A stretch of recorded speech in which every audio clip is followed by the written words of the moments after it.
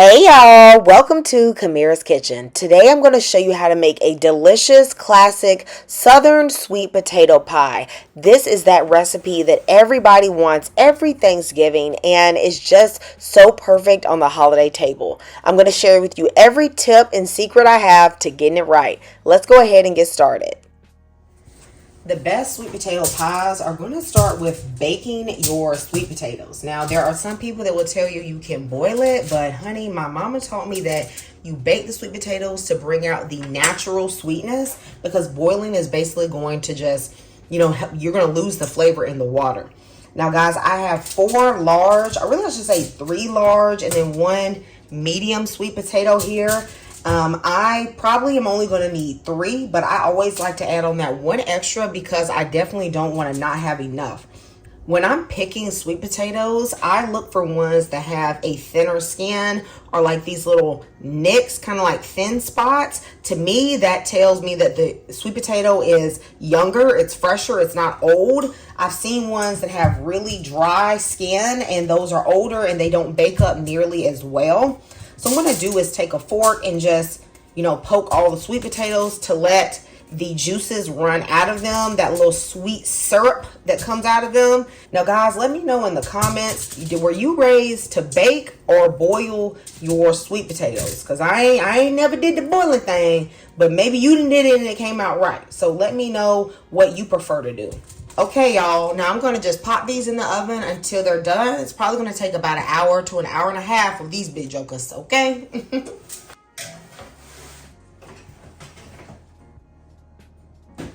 I am going to address the strings with the sweet potatoes. When you have baked your sweet potatoes, you haven't cut them up. So the strings are still like fully here. Okay, these potatoes are kind of hot to handle, but I think you can see it, right? If you leave them, they're going to be quite fibrous in your pie. So you do have to address them. Now, most of the time, I will take my potatoes and put them in a food processor. However, this year, I'm going to do something a little bit different. I'm going to show you how I get rid of them with an immersion blender. I know everyone does not have a food processor, so this is another method you can use to get out the strings. Now, I've had some people tell me that, my grandmother or my mother never used a food processor to get strings out. They didn't care about it.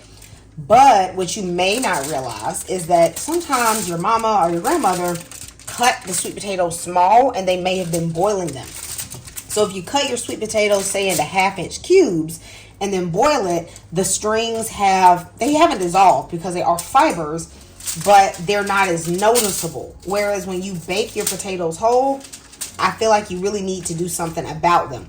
But at the end of the day, you know what I'm saying? If you don't want to do nothing about the strings and your potatoes, baby, you know what? Don't let me boss you around your kitchen, okay? Using my immersion blender, I'm just going to blitz this until they don't have any strings in them.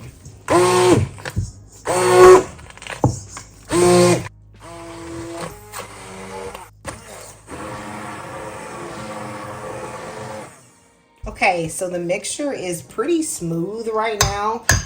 This immersion blender just really makes light work of getting all those strings out. Now I'm going to actually measure out the mixture. I know your mama and them, grandmama and them, usually just said use this many potatoes, but the potatoes are all different sizes. So what I'm looking for is 4 cups of sweet potato puree. Exactly 4 cups literally is the perfect amount for the deep dish pie crust that I use. Even though I did measure it, guys, I had the exact right amount. There is 4 cups of puree in here. I'm an old pro, y'all. I'm not old, but I have done this God knows how many times, okay? So, y'all, I'm going to stick a stick and a half of butter in here. And I'm going to let this just melt in the warm sweet potato puree. I'm adding this first before I add the other ingredients so this butter can get a head start on just melting and melding into the puree well. Okay, y'all, now that my butter's incorporated, I'm going to put in my sugar. This is 1 cup of white sugar, okay? I'm also going to add in 1 cup of brown sugar. This is sweet. Honey, this is pie. So don't come here complaining about the amount of sugar that's in here. All right. Okay. I'm also, of course, going to use cinnamon. Make sure you use a good brand of cinnamon, one that has a really good flavor. Okay, I'm going to be putting in half of a tablespoon of cinnamon, but you can use whatever amount you prefer. Okay, you should do it to your own taste. I'm going to freshly grate in nutmeg. Freshly grated nutmeg does not taste the same as the one you get in the little jar already pre-ground. Nutmeg is a spice that loses its flavor really quick once it is ground. So grating it fresh is your best option. I'm going to grate in 1 teaspoon of nutmeg. I'm using real vanilla extract. Okay, when you are baking, I really don't feel like the imitation one tastes as good when you're using like a pie or a custard or something like that. You need the fresh stuff. I'm going to put in 2 tablespoons of vanilla extract. I'm also using 2 tablespoons of rum. This is not rum extract, as you can see, okay? Bacardi was invited to the party, okay?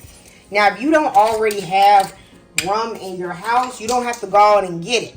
But I like to put 2 tablespoons of rum in the pie. It doesn't overwhelm the taste, but it's a great complement to sweet potato pie. A lot of people ask me what I put in my pie that make it so good.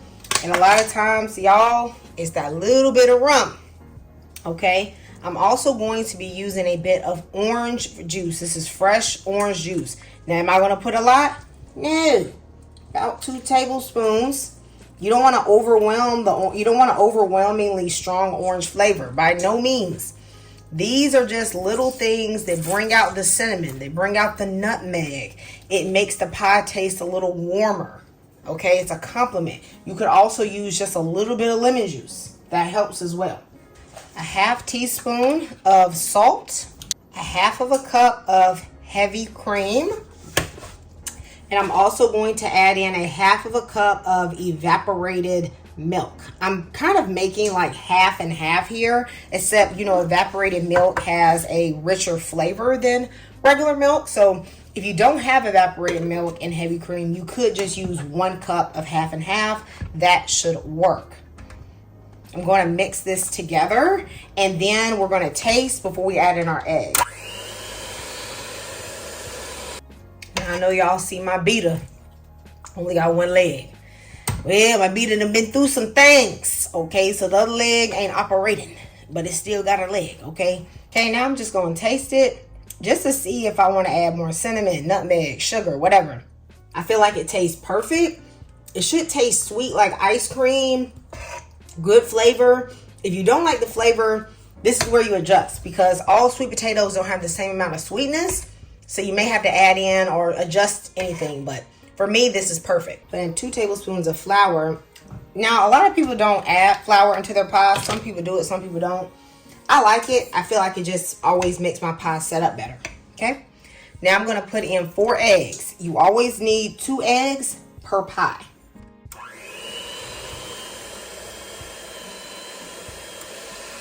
Okay, y'all, now the filling for the sweet potato pie is ready. Preheat the oven to 375 degrees. I have 2 9-inch deep dish pie crusts. Now, I have bought these, but I do know how to make an all butter crust. But today, child, I'm tired. But I will link to you a video where I show you how to make the all butter crust and how to par bake it. Just use a fork, poke holes around it. That's going to let the air out while I par bake my crust. Now, guys, usually the forks is enough to keep it from, you know, falling down in the oven, especially with these store-bought ones. They tend to stay up a little better. But I'm going to just make sure. I'm going to take some parchment paper, ball it up. Then I'm going to open it, and this is going to be what I'm going to place some black beans on. They are my pie weights. Make sure you leave enough edge on the parchment paper so that you can pull it up and still have the black beans in the middle, so you don't have a mess on your hands. These black beans are only pie weights. I don't cook with them, anything like that. What's funny is that one time I did accidentally cook with my pie weights, They were in the same drawer as my regular beans, and I forgot that I used them as pie weights.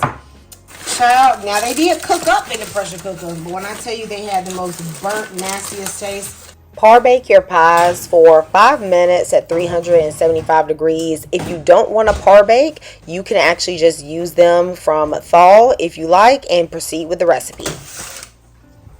Now that my pie crust is ready, I'm going to begin to fill the pie shells. I want to evenly distribute the mixture between both of them. Now, if you're doing, most recipes like the ones your grandmama didn't use, usually you have some of the mixture left because they didn't measure. But by measuring and doing it my way, I don't ever need those little ramekins of sweet potato at the side because I always get the perfect amount. I like to shake them a bit and give them a tap just to make sure everything's in there evenly. I reduced the oven temperature to 350 degrees. I'm going to bake my pies for anywhere from 40 to 50 minutes. Mine usually take 45 minutes right on the head.